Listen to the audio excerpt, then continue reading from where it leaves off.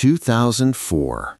Archaeologists uncovered something shocking in the sands of Giza, an ancient papyrus with detailed blueprints, calculations that should not have existed 4,500 years ago, mathematics millennia ahead of its time. Everything we believed about pyramid construction turned out to be false. This was no army of slaves in chains, no primitive savages dragging stones through sheer desperation. This was the most sophisticated engineering operation of the ancient world, a project modern builders would struggle to replicate, even with cranes and computers. Let me show you how the first wonder of the world was truly born. 2560 BC. Pharaoh Khufu convenes his council. His words stun the court. "I want a mountain, artificial, 146 meters high, visible from every corner of Egypt, a tomb the gods themselves will see." His vizier, Hemiunu, a genius of his age, grasps the scale of this madness. 2.3 million stone blocks, each weighing as much as 2 cars, some as much as 10. 20 years of labor, 100,000 people. One miscalculation and the entire structure collapses, burying thousands. 1 degree off, and the pyramid becomes a crooked mockery of the pharaoh for eternity. But Hemiunu accepts the challenge because he knows the secret. The Egyptians had just invented what would revolutionize construction, a system built not on brute force, but on mathematics, not on chance, but on flawless precision. And it began not with stone, it began with the stars. Night falls over the Giza plateau. Priest astronomers emerge with deceptively simple tools, a wooden rod and a plumb line. But their task is anything but simple. They capture the exact moment circumpolar stars cross an invisible meridian, true north, absolute. The result stuns modern engineers, a deviation of merely 4 arc minutes, more precise than a magnetic compass, more precise than medieval builders could achieve. Egyptians 5,000 years ago knew what Europe would rediscover 4 millennia later. But how to level the foundation? Hemiunu turns the builder's enemy, water, into an ally. He orders trenches dug around the future pyramid and filled with Nile water. Water always finds level. Water does not err.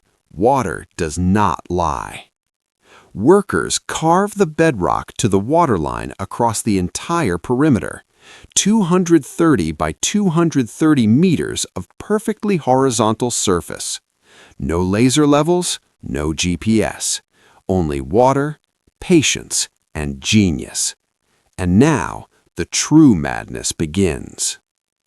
Imagine an assembly line, but instead of robots, 100,000 people moving as one mechanism. In Aswan, 800 kilometers away, crews attack granite cliffs. Not with mindless pounding, they exploit the stone's own weakness, wooden wedges driven into natural fissures, water poured over the wood swells, and million-year-old rock splits like a nut. 1 block per day, 20 workers, copper tools. It seems laughably slow, but here lies the genius.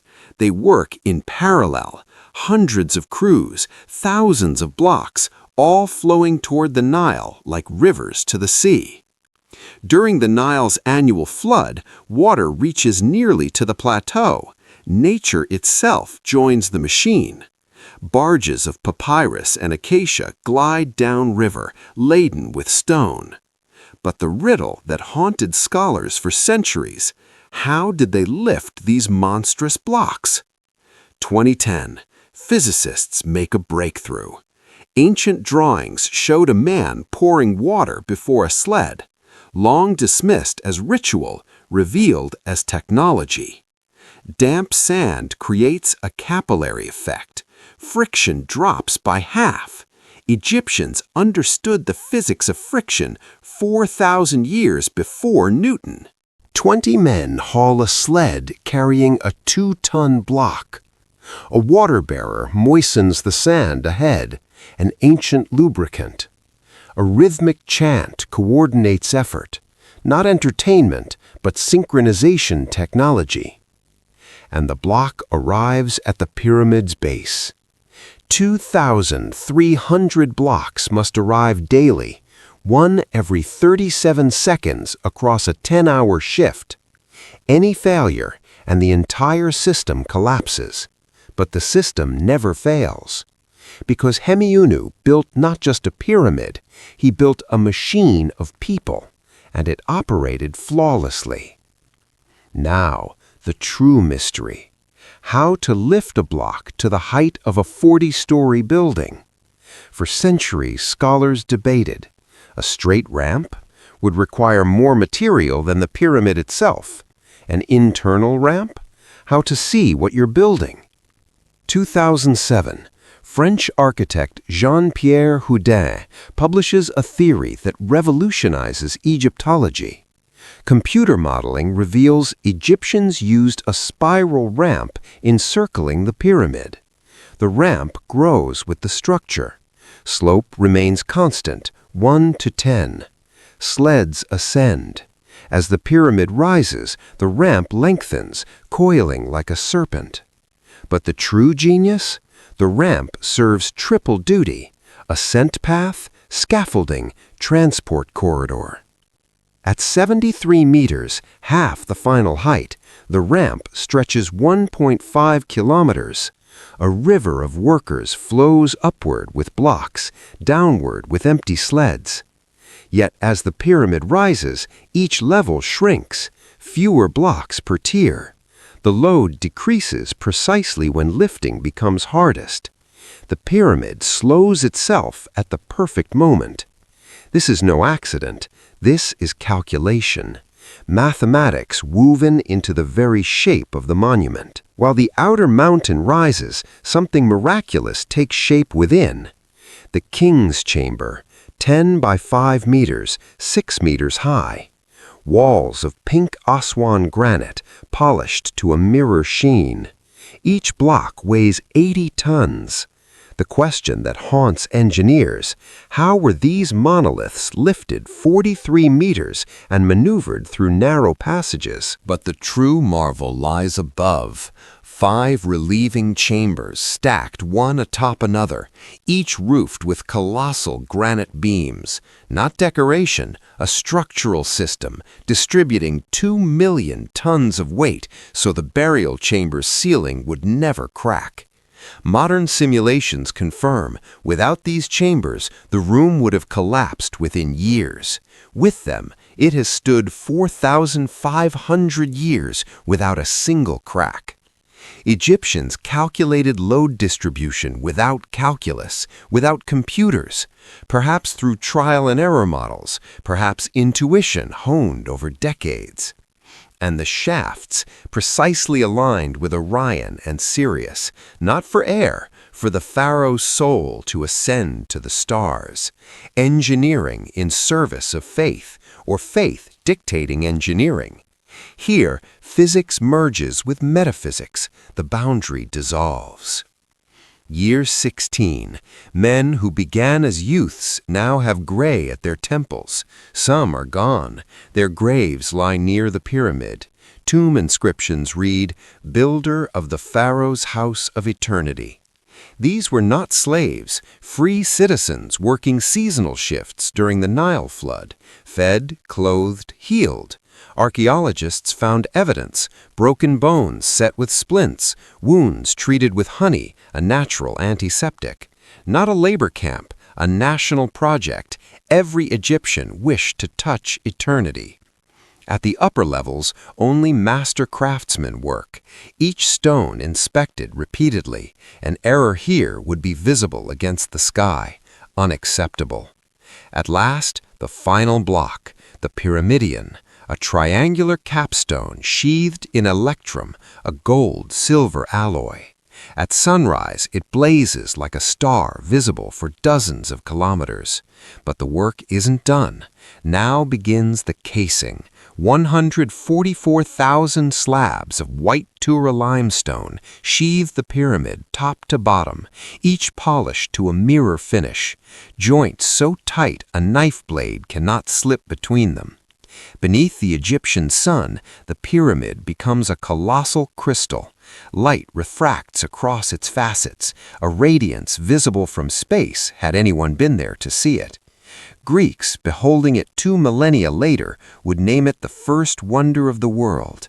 Medieval Arabs would strip its casing to build Cairo, yet even stripped bare, the pyramid would endure millennia more.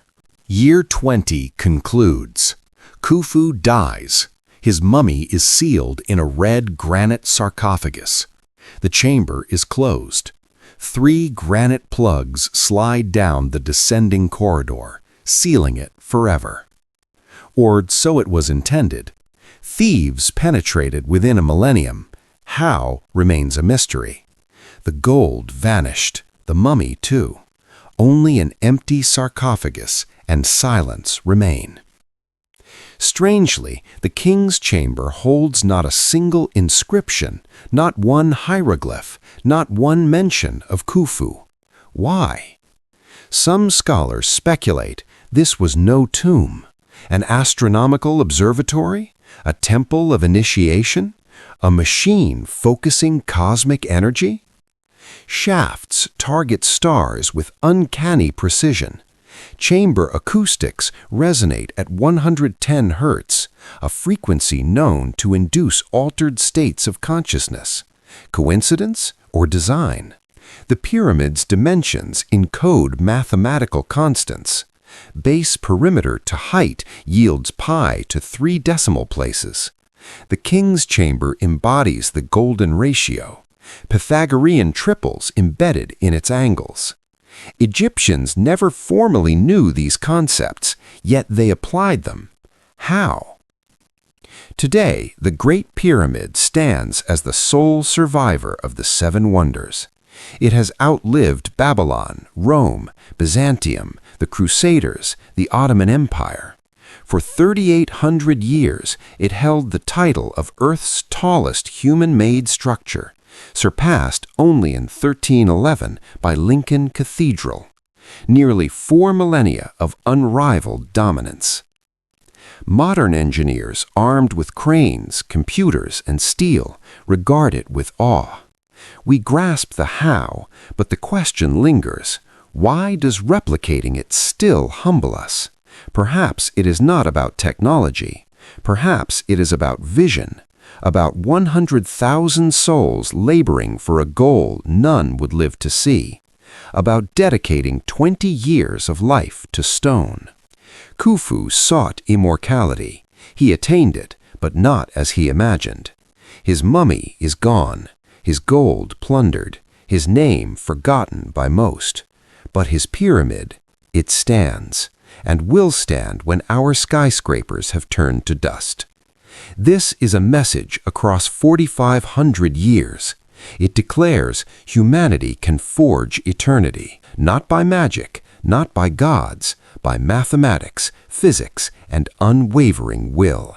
Beneath the stars of Orion, the same stars that witnessed the first stone laid, this message echoes louder than words. Only one question remains. Will we listen?